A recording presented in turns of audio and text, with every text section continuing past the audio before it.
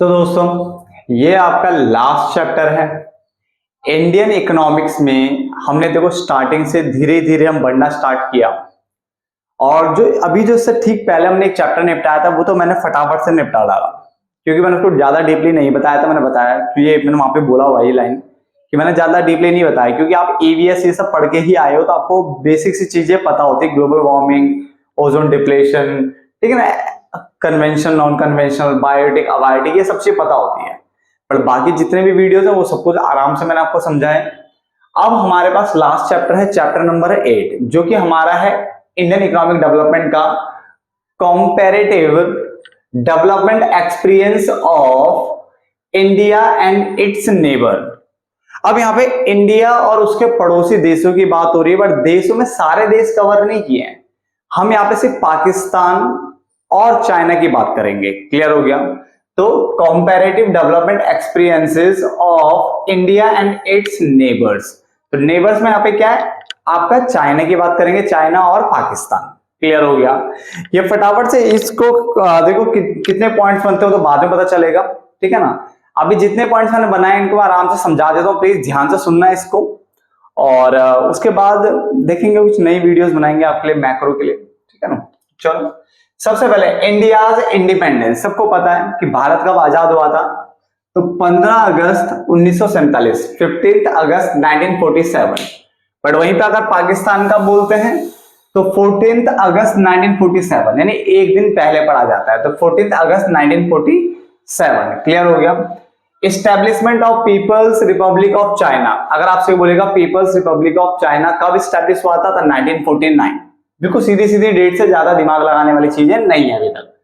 Reforms कब कब आए थे, तो अगर हम बात करें सबसे पहले रिफॉर्म आए थे चाइना में 1978। कब आए थे? 1978।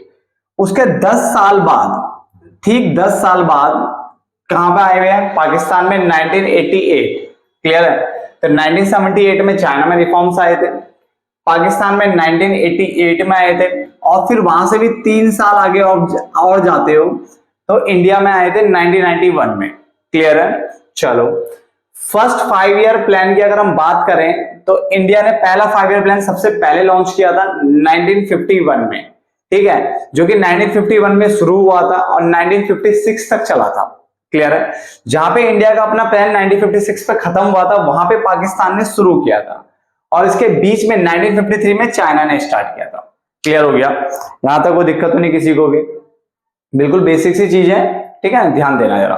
तो इंडिया ने पहला 5 ईयर प्लान कब लाया था? 1951 में, जो कि एग्रीकल्चर बेस्ड था। ये तो आपको पता है एग्रीकल्चर बेस्ड था। अब ये 1951 से शुरू हुआ, 1956 तक चला। तो 1956 में पाकिस्तान, जब इंडिया ने पहला प्लान अपना एग्रीकल्चर वाला खत्म किया, तो पाकिस्तान ने शुरू किया वहां पे अपना पहला प्लान। चाइना का बीच में है 1953। इस तरह से याद रखोगे, जल्दी याद होगा। क्लियर? ग्रेट लीप फॉरवर्ड, इसकी फुल फॉर्म और आपको शॉर्ट फॉर्म सब याद रखनी है। GLF, Great leap Forward campaign, ये इनिशिएट किया था माओ जेडोंग ने, ठीक है। कुछ जगह पे माओ से टंग वर्ड लिखा होता है, तंग करके, है ना, कुछ समथिंग, ठीक है। तो बेटा अभी जो आपकी बुक में है, नॉर्मली ज्यादातर बुकों में ये लिखा रहता है, तो हम इसी तरह से बताएंगे। तो माओ जेडोंग हिंदी में एग्जैक्टली क्या पढ़ा जाता है वो देखेंगे। तो माओ जेडोंग ने 1958, ये डेट आपको याद रखनी है, आया हुआ है क्वेश्चन कई बार। तो ग्रेट लीप फॉरवर्ड कैंपेन जो है इनिशिएट की थी माओ जेडोंग ने 1958 में, ठीक है, चाइना में। कहां पे किया था? चाइना में। Great proletarian cultural revolution, great proletarian cultural revolution, ये भी माओ जेडोंग ने 1965 में शुरू किया था। और अगर आपसे कोई पूछे कहां से कहां तक चला था, तो ये 1966 से 76, यानी 10 साल के आसपास। तो 1956 यानी मिड ऑफ क्या बोलते हैं इसको, 70s बोलते हैं, मिड ऑफ 70s से लेके मिड ऑफ 80s तक, है ना। तो 1966 से 1976, तो 66 से लेके 76 तक चला था। इसमें हुआ क्या था? Under this revolution students and professional, यानी जो स्टूडेंट और प्रोफेशनल थे उनको सेंड किया गया, भेजा गया काम पे, और बोला कि आप वहां से लर्न करो। कहां से? Country side. कंट्री साइड का मतलब आप हिली एरियाज, बैकवर्ड एरियाज और रूरल एरियाज को मान लो, ठीक है ना। देखो करते क्या थे, जैसे हमारे यहाँ पे प्रैक्टिकल नॉलेज को बढ़ाने की बात है। देखो हुआ क्या, जैसे स्टूडेंट्स और प्रोफेशनल्स है, हम क्या करते हैं, किताबी नॉलेज लेकर के जाते हैं, फिर कंपनी भी हमें ढंग से भाव नहीं देती, वो भी हमें छोटा मोटा पैकेज पकड़ा देती है। बट अगर आपके पास प्रैक्टिकल नॉलेज है तो आपको पैकेज काफी अच्छा मिलता है। सेम वही चीज यहाँ पे की गई। इन्होंने करा क्या, स्टूडेंट्स और प्रोफेशनल को कंट्री साइड भेजा गया, रूरल एरियाज में, हिली एरियाज में जहां पे दिक्कतें थी वहां भेजा, और बोला वहां जाके स्टडी करके आओ, वहां क्या प्रॉब्लम है उनको देखो, और उन प्रॉब्लम को हम कैसे सॉल्व कर सकते हैं वो देखो। तो ये तो प्रैक्टिकल नॉलेज हो गया। तो यहाँ पे ये चीज की गई। क्लियर है, प्रैक्टिकली मतलब उनसे उस प्रॉब्लम से वहां पे डील करवाया गया। क्लियर हो गया। अगला पॉइंट हमारे पास है फुल फॉर्म्स हमारे कुछ, SOE state owned enterprises, SEZ special economic zones, PPP purchasing power parity, purchasing power parity. Clear है। HDI human development index, HDI मतलब human development index, IMR infant mortality rate, clear, शिशु मृत्यु दर बोलते हैं ना हिंदी में वो। SAARC, SAARC south Asian association for regional corporation, cooperation, ठीक है ना, कोऑपरेशन सॉरी। तो सार्क में क्या, south Asian association for regional cooperation. Clear. BRICS की अगर हम बात करें तो यहाँ पे ब्राजील है, रसिया है, इंडिया है, चाइना एंड साउथ अफ्रीका है। क्लियर। यहाँ पे आसियान की बात करें, ठीक है, तो आसियान में हमारे पास इसकी फुल फॉर्म हमारे पास ये लिखा है, the association of south east Asian nation. तो the association of south east Asian nation. Clear हो गया। अगर हम ध्यान से देखें तो इंडिया जो है, इंडिया में देखो शॉर्टकट लिखा है, आप थोड़ा ढंग से लिख लो चाहे तो। इंडिया जो है सार्क का मेंबर है, इसलिए मैंने ब्रैकेट में इंडिया लिखा हुआ है यहाँ पे। इंडिया सार्क का मेंबर है, साथ में G20 का भी मेंबर है। क्लियर है। इंडिया ब्रिक्स का भी मेंबर है, मगर इंडिया आसियान का मेंबर नहीं है। क्लियर है। अगर हम बात करें पाकिस्तान की, तो पाकिस्तान सार्क का मेंबर है, पाकिस्तान सार्क का मेंबर है, ठीक है, बाकी पाकिस्तान यहाँ पे किसी का मेंबर नहीं है। चाइना की बात करें तो चाइना इसके अंदर लिखा है मैंने, तो चाइना G20 और साथ में ब्रिक्स का मेंबर है, तो समझ लोगे। इंडिया की बात करोगे, इंडिया सार्क, उसका यहाँ पे भी आई लिखा है, ब्रिक्स, दो जगहों का मेंबर है, साथ में G20 भी डाल दिया मैंने ब्रैकेट में, तो G20 का भी मेंबर है। पाकिस्तान सिर्फ सार्क का मेंबर है। चाइना की बात करें, चाइना में यहां सी लिखा है मैंने, ये ठीक है ना, इसको रेड पेन से लिख देता हूं, अलग से दिख जाएगा, ये चाइना है। तो चाइना यहाँ पे G20 का मेंबर हो गया और साथ में ब्रिक्स का मेंबर होगा। क्लियर हो गया, ये याद रखना आ जाता है। Nationalisation of capital goods industries इन पाकिस्तान, तो कब नेशनलाइजेशन यानी राष्ट्रीयकरण कब हुआ था, तो अर्ली 1970s, तो 1970s आप याद रख लेना। Civil war in East Pakistan, देखो पाकिस्तान जब बंटवारा हुआ था तो पाकिस्तान दो पार्ट्स में था, आपको पता होगा। एक ये वाला पाकिस्तान जो आपका वेस्ट में पड़ता है, अरे ईस्ट में पाकिस्तान था, जिसको आज के टाइम पे हम क्या बोलते हैं, बांग्लादेश कहते हैं, जो अब अलग हो चुका था ना काफी टाइम पहले, तो बांग्लादेश। तो सिविल वॉर की अगर आप बात करोगे तो 1971। क्लियर हो गया ना, तो सिविल वॉर क्या, 1971। एस्टेब्लिशमेंट ऑफ सेज यानी SEZ in China to attract foreign investors, यानी सेज लाया गया ताकि फॉरेन इन्वेस्टर्स को जो है अट्रैक्ट किया जाए। क्लियर है। तो ये चाइना में कब हुआ, ये तो ये हुआ आपका 1980s में। कब हुआ, 1980s। In India the maternal mortality rate is higher than, India में ज्यादा मैटरनल मोर्टेलिटी रेट है, किससे ज्यादा है, चाइना से ज्यादा, याद रखना, इंडिया में ज्यादा मौतें होती है ऐसी। Dash has the highest urbanisation, urbanisation यानी शहरीकरण किसके पास ज्यादा है, तो अर्बनाइजेशन चाइना का बहुत ज्यादा है। The main aim of GLF, GLF मतलब ग्रेट लीप फॉरवर्ड, ठीक है ना, जिसका मेन एम था was to ensure rapid increase in, किसमें इंक्रीज करने की थी, सेकेंडरी सेक्टर में। आपको पता ही होगा चाइना में कि घर के जो बैकयार्ड्स थे, इसमें क्या किया गया, GLF में ऊपर घर के बैकयार्ड्स होते हैं ना, घर के पीछे का हिस्सा या कोई भी खाली एरिया, वहां पे उन्होंने बोला आप इंडस्ट्रीज ओपन करें, वहां पे आप अपना काम ओपन करें। अब आपको पता ही है चाइना में माल बहुत सस्ता बनता है, वो इसलिए बनता है क्योंकि वो क्या करते हैं, जो आप फैक्ट्री या काम खोलते हो वहां पे आपको इलेक्ट्रिसिटी या बहुत सारी चीजें आपको बहुत हल्के रेट पे मिल जाते, कम रेट पे, ठीक है ना, और काफी ज्यादा वहां प्रमोट किया जाता है इस चीज को, सेकेंडरी सेक्टर को। तो यहाँ पे GLF में वही हुआ था, कहा गया था घर के बैकयार्ड में आप अपना काम खोलें, ठीक है ना, तो सेकेंडरी सेक्टर को बढ़ावा दिया गया था। आपको पता है सेकेंडरी सेक्टर में यही बनती है चीजें, ठीक है। आगे चाइना रिसोर्टेड टू, चाइना किस तरफ गया था, आपको पता ही होगा, कम्यून सिस्टम में गया था ऑफ प्रोडक्शन, अंडर विच, जिसमें क्या होता था, पीपल जो कल्टीवेट करते थे, खेती करते थे, वो कलेक्टिवली करते थे। क्या करते थे? कलेक्टिवली। इसमें क्या होता था, जैसे आपने देखा होगा इंडिया में अगर कोई जमीन खाली है ना, तो भाई साहब वो कई कई 100 सालों तक खाली पड़ी रहती है, कोई काम धाम नहीं होता उसमें। ऊपर से चरसी वरसी और वहां पे जाकर के क्या बोलते हैं, सुट्टा एंड ऑल, गांजा मांजा और फूकते रहते हैं।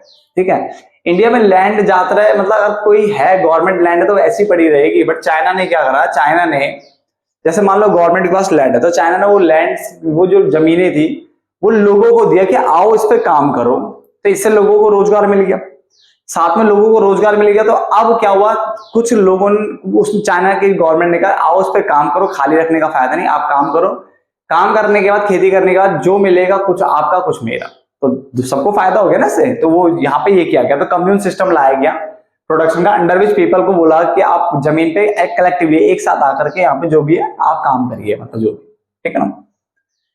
In terms of sectoral contribution, अगर सेक्टोरल कंट्रीब्यूशन की बात करें जीडीपी में कि कौन सा सेक्टर कितना कंट्रीब्यूट करता है, primary sector, secondary sector, tertiary, जिसको हम टर्सरी सेक्टर को सर्विस सेक्टर भी कहते हैं, ठीक है ना।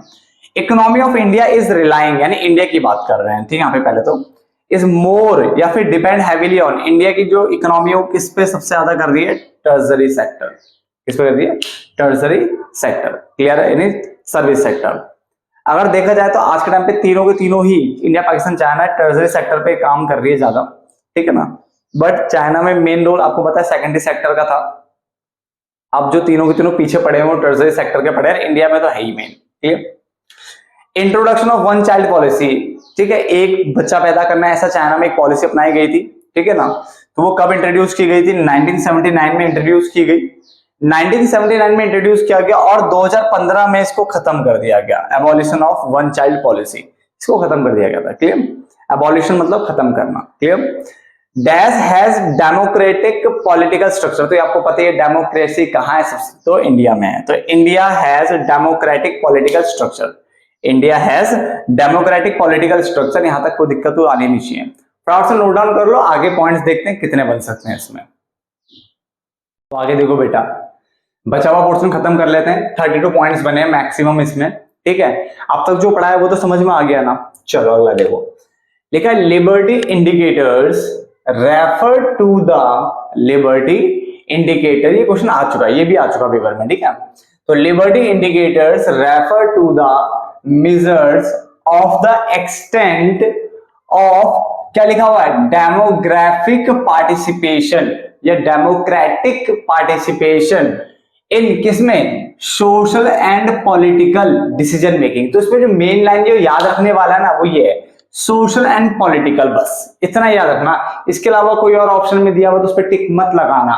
तो लिबर्टी इंडिकेटर देखो क्या बता रहा है, ये बता रहा है डेमोग्राफिक या democratic participation in the social and political decision making. तो दो तरीके से क्वेश्चन आ सकता है, या तो ये ऑप्शन में होगा या तो फिर यही पूछेगा, ये पूरी लाइन दे देगा, बोलेगा क्या है, 3-4 नाम दे देगा, उसमें एक लिबर्टी इंडिकेटर होगा, उस पर टिक लगा देना, क्लियर। फिर आता है under dual pricing in China. Dual pricing में क्या हुआ था, फार्मर्स एंड इंडस्ट्रियल यूनिट, जो फार्मर्स थे और जो इंडस्ट्रियल, जो वहां पे जो इंडस्ट्रीज थी, तो उनकी बात कर रहा है, industrial units were required to buy and sell, कि वो जो बाय और सेल करेंगे, ठीक है, और फिक्स्ड क्वांटिटीज ऑफ इनपुट, यानी जो इनपुट की जो फिक्स क्वांटिटी है या आउटपुट की जो फिक्स क्वांटिटी है, ऑन द बेसिस ऑफ, किस पे आपको बाय सेल करना है, ये करना है वो प्राइस जो कि फिक्स किया है गवर्नमेंट ने। बात को समझने का लिखा है under dual pricing in China. China ने ड्यूअल प्राइसिंग वाला कॉन्सेप्ट अपनाया, यानी दोहरी कीमत, ड्यूअल मतलब दोहरी कीमत, तो दोहरी कीमत वाला कॉन्सेप्ट चलाया था, जिसमें बोला गया farmers and industrial units were required to buy and sell fix quantities of input and output, यानी जो फिक्स क्वांटिटी की गई थी इनपुट आउटपुट की, उसे बाय सेल करेंगे उस प्राइस पे जो कि गवर्नमेंट ने फिक्स किया। एंड उसके अलावा रेस्ट जो बाकी बच जाए, जो इसके बाद बाकी बच जाए, वो परचेज सोल्ड किया जाएगा इस पे मार्केट प्राइस पे, क्लियर है। तो दोहरी कीमत वाला कॉन्सेप्ट लगा है, यानी यहाँ पे क्या लिखा है कि यहाँ पे तो प्राइस जो फिक्स किया गवर्नमेंट ने उस पे करना है, और जो बाकी बच जाए, रेस्ट जो बचेगा, उसको किस पे करना है, मार्केट प्राइस पे बाय एंड सोल्ड करना है, क्लियर हो गया। यानी परचेज एंड सेल करना है, परचेज एंड सेल करना है। आगे लिखा है इन 1970s Pakistan nationalise the industries, हमने भी पीछे पढ़ा था कुछ पॉइंट्स पहले। बट किसके लिए किया था, ये था कैपिटल गुड्स से रिलेटेड। तो कैपिटल गुड इंडस्ट्रीज थी वो, कौन सी थी, capital goods industries. In addition to being a tourist place, Wagah border, ये आपने नाम सुना हुआ, ठीक है। ये देखो टूरिस्ट प्लेस तो है ही है, यहाँ पे लोग घूमने के लिए जाते हैं, आपने देखा होगा है ना, लोग यहाँ पे वाघा बॉर्डर में घूमने को जाते हैं। बट ये साथ ही साथ ये पता किस लिए, is also use for trade, ये ट्रेड के लिए भी यूज किया जाता है। और ट्रेड किसके बीच में, India and Pakistan.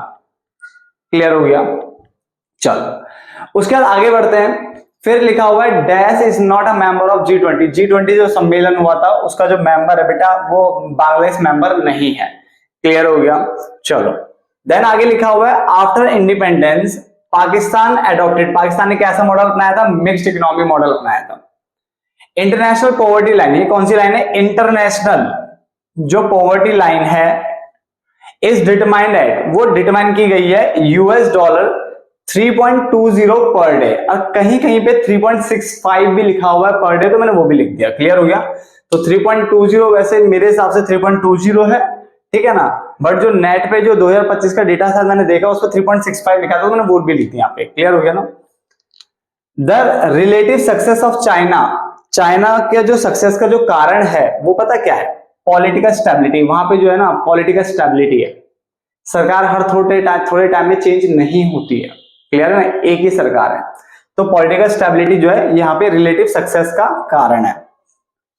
Great leap forward, ये मैंने आपको ओरली बता दिया था कि ग्रेट लीप फॉरवर्ड जो था focused on widespread industrialisation, इसने इंडस्ट्रियलाइजेशन को प्रमोट किया था और कहा था, लोगों को एनकरेज किया था कि आप सेटअप करो हाउस होल्ड इंडस्ट्री, आप इंडस्ट्री सेटअप करो कहां पे, इन देयर बैकयार्ड, यानी घर के जो पीछे का एरिया है बैकयार्ड है या जो फ्रंट का एरिया कहीं भी आप ना आप इंडस्ट्रीज करो, वैसे बैकयार्ड मतलब पीछे ही होता है, ठीक है ना।